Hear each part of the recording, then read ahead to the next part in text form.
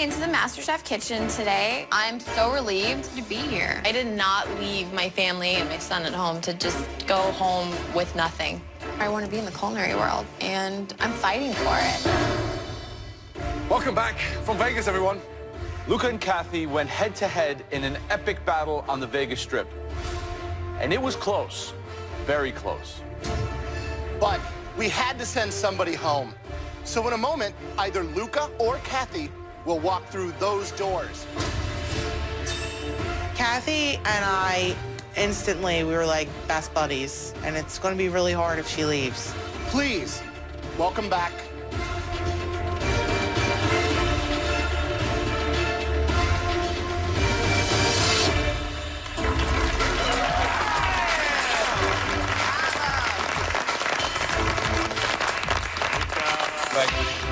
Allora, Alla grande! welcome back, and great to see you. It's nice to be back at home. It's a huge emotional blow for me. I'm definitely alone now. I don't have not one person that I can really talk to. I don't like these people, and they don't like me. It's time for your next Mystery Box Challenge. As with every Mystery Box Challenge, the contestants have to prepare, cook, and present one incredible dish using all or some of the ingredients inside the box. Now, the person who wins this mystery box will get a huge advantage in the upcoming Elimination Challenge, after which at least one of you will be going home. On the count of 3, lift your box. I'm from Texas, you know, I do a lot of barbecuing, and I'm hoping that it's a piece of meat that I could season up good, sear it, you know, make it real juicy. When I lift up that box, I hope that it's not something that's completely out of my comfort zone. I'm just a rustic Italian cook from South Philly. Like, I want to make pasta. 1, 2,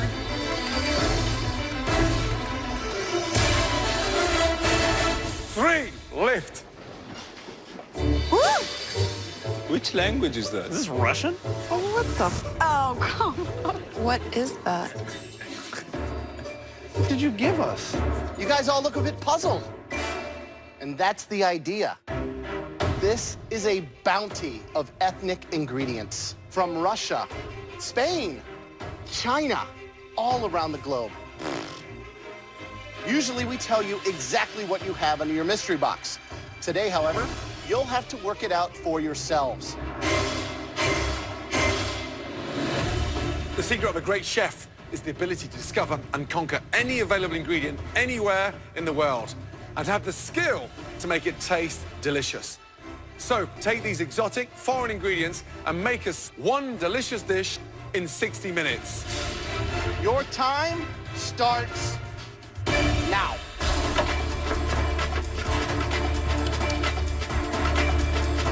Creepy things? Go over here. My strategy is to open everything, try everything. I think I'm gonna use a lot of the elements here because I want to show off that I'm not scared of these unknown ingredients. Oh, man, they're so bad. Oh, Nope, not happening. So, first one, elk. Kind of like venison, Northern European. Very lean. That's a godsend. Yeah. Some type of steak or something. I'm just trying to get an idea of what it is right now. You gotta pick your protein. I would also take a close look at this mohama, which is Spanish salt-cured tuna.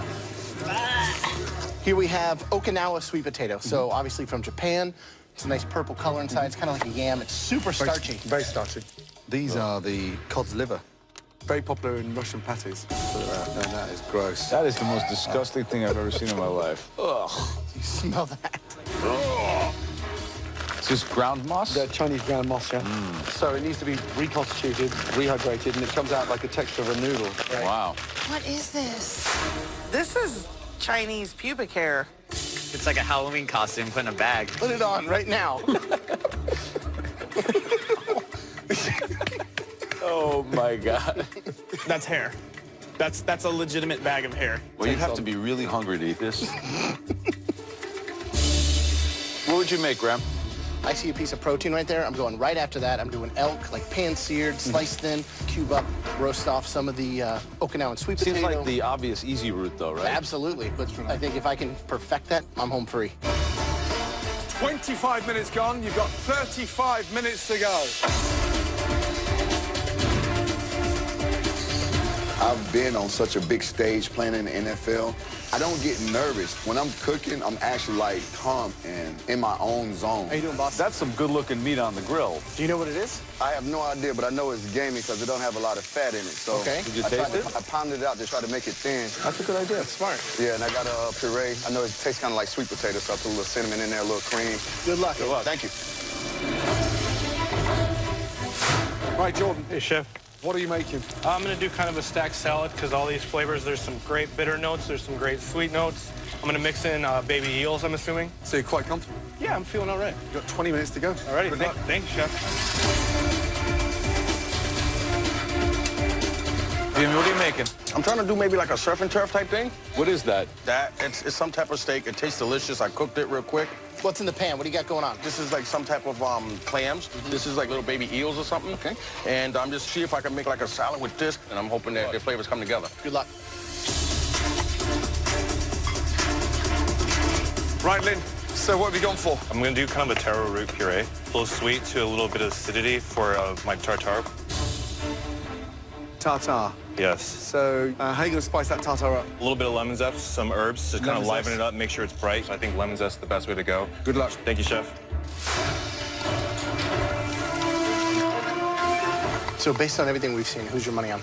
Jordan is in his comfort zone, totally unfazed, can identify 95% of all those ingredients. Benny's been able to identify most of the resources and use that knowledge to construct a plate that I think will put him on top. I'm going straight for Eddie. I mean, he knows the meat. He's got it cooked. I think that that's going to be a yummy dish. 10, 9, 8, 7, 6, 5, 4, 3, 2, 1, and stop. Hands in the air. Five, 4, 3, 2, 1, and stop. Hands in the air. Well done. Wow. Throughout the Mystery Box Challenge, the judges taste elements of all the home cook's dishes as they come together. They now take one last look to choose the top 3 standouts, and the winner of this challenge will receive a major advantage in the next round. I look at my dish and it looks awesome. It's probably the best looking dish I've plated so far. This is me on a plate, and this is what I do. Great job. There were 3 stunning, outstanding dishes that were beautifully conceptualized. The first dish we want to bring forward, all the components were well seasoned, beautifully put together, and just the overall balance, absolutely spot on. That dish belongs to...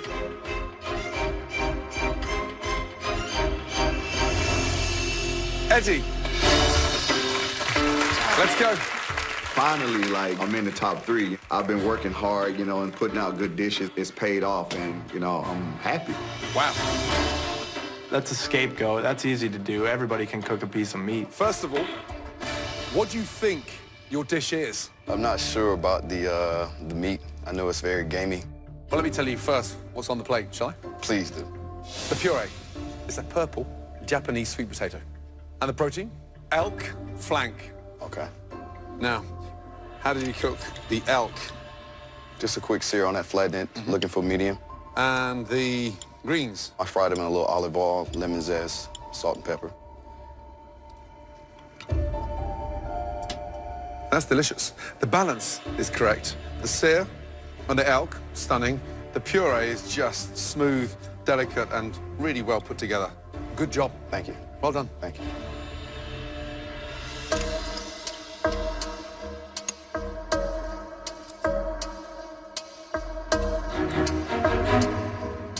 Smartest thing in that was that lemon. Exactly. I mean, to cut through, there's cinnamon, there's some acidity, so it's not just heavy puree. Exactly. It lightens it up. The greens are delicious. Great strategic choices, and pulled it off. Thank Good you job. very much. Thank you.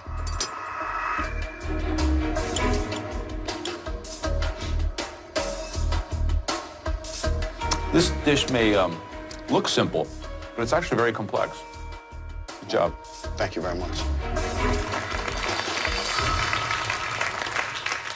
The second dish that we would like to examine further, it was extremely creative and beautifully presented. Step forward.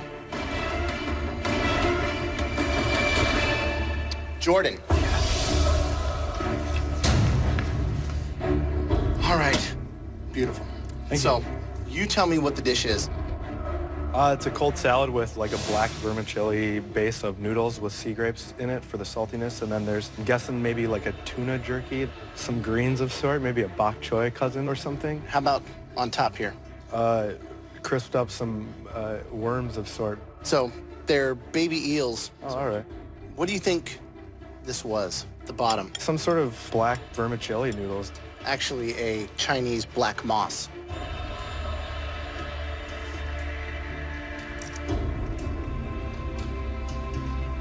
Tastes great, really smart, being able to utilize these things and put it together. Thank you. Good job. Thank you, chef.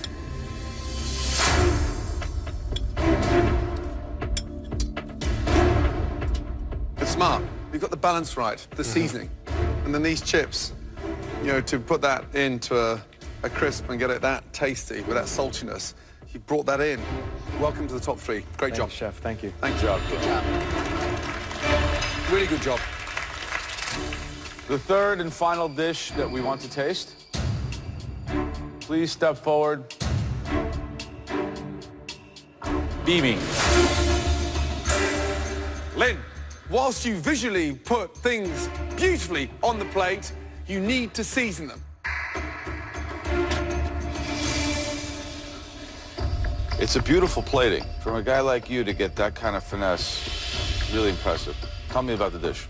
I was tasting everything, and I was trying to see what could work together. So when I seen steak, I seen the seafood, I started tasting that, and I could have ate that just by itself, because, you know, in Puerto Rico, we get the cans like that. We just eat them just like that. You know, surf and turf, courageous, beautiful plating. You were able to kind of hit on all the notes. Sweet, salty, tangy. It's like an orchestra playing a symphony all at the same time. This is a tour de force. Congratulations. Thank you. Thank you. Delicious. Seasoned beautifully. The balance is incredible. And especially with that note of the acidity at the end, it's got that sort of gastric finish, which is tough to pull off. I don't think this is a fluke. I think you've nailed it. Thank you.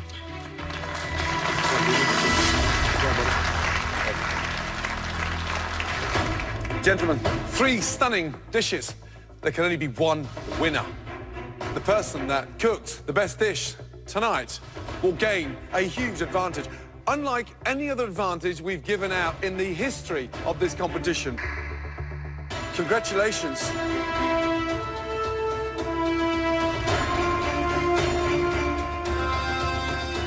Steady Eddie. Well done. Amazing. Yes! Now I get a chance to pick and choose the next move in the competition. Eddie, you ready? Yes, sir. Let's go. Well done. Go. Incredible. Delicious. Eddie is now in control of the elimination test, where at least one person will leave the competition. Welcome, Eddie, to the Masterchef Pantry. But the one thing he can't control is the theme of the challenge. As always, that is in the hands of the judges. Today's elimination challenge focuses on a type of food that's very near and dear to my heart. Pasta with a filling. The first pasta you have to choose from comes from the region of northwestern Italy, Piedmont. Agnolotti. There's a lot that could go wrong with this pasta. You have to be extremely careful to get the amount of filling and thickness of the pasta just right. And this, I promise you, is very, very difficult. Your next choice is a pasta that's actually a favorite of mine. It has a really memorable shape and an abundance of filling. Mezzaluna. Mezzaluna. The trick is getting that filling just right. It needs to be properly seasoned and perfectly cooked. Your final choice is a very special pasta, something that's served at festivals and very special occasions. It's known across Italy as the bonbon because of the shape and the texture. Caramelli pasta. Look at them. They're filled with mozzarella and served in a delicious tomato sauce. Wow, look at that.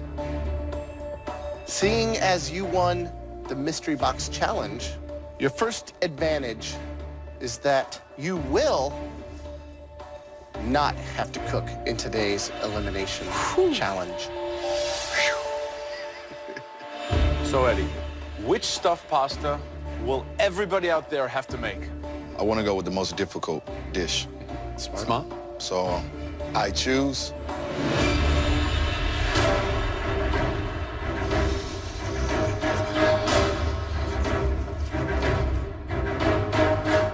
Because Eddie won this Mystery Box Challenge, he is safe from elimination. The theme of today's elimination challenge is stuffed or filled pasta. In the pantry, we gave Eddie 3 different kinds of stuffed pasta to choose from. Eddie chose agnolotti. To help you out, we're going to give you a demonstration on how to make the perfect agnolotti. But rather than me show you, I've invited somebody else to show you how it's done. Someone who can still teach me a thing or two about pasta. In fact, it's someone who taught me everything I already know about pasta. Oh, my God. Please, turn around and welcome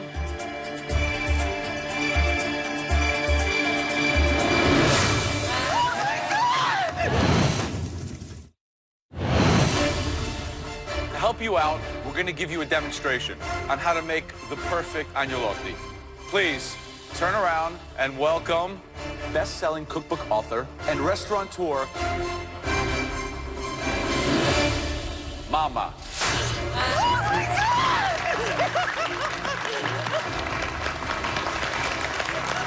It's Lydia Bastianich, like my culinary idol. Like, I worship her. I've been wanting to learn how to make agnolotti for years now, and to be taught by her, that's going to be awesome. You look amazing. Thank you, thank you, thank you. I have 3 sons here today. We're so excited to have you. Everybody, this is Lydia Bastianich, one of the world's foremost experts on Italian food. Please, Thank you. put these on. All right, take a look. Ah, very nice. Ah, There's just one more very tiny twist. Eddie, you now have a 3rd advantage. You will now get to decide which 2 of your fellow competitors will not get to witness Lydia's demonstration. No way. I'll kill you where you stand, Eddie. I immediately started thinking strategy, try to think of everybody's weaknesses and their strengths. And I know that it has to be someone that is great competition and someone that I know would definitely struggle if they don't witness this. First person. I don't think they have a lot of pasta experience, but they are an extremely good cook. So first person I would have to pick would be James. James. You son of a bitch, Eddie. He views me as a serious threat, and he should. I'm not mad at him. He's playing the game, and he's playing the game smart. Wow.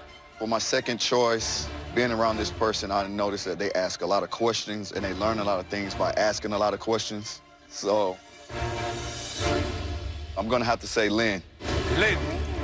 Oh. I am so screwed at this point. I've never made agnolotti, so if I don't get to learn now, it's not going to happen.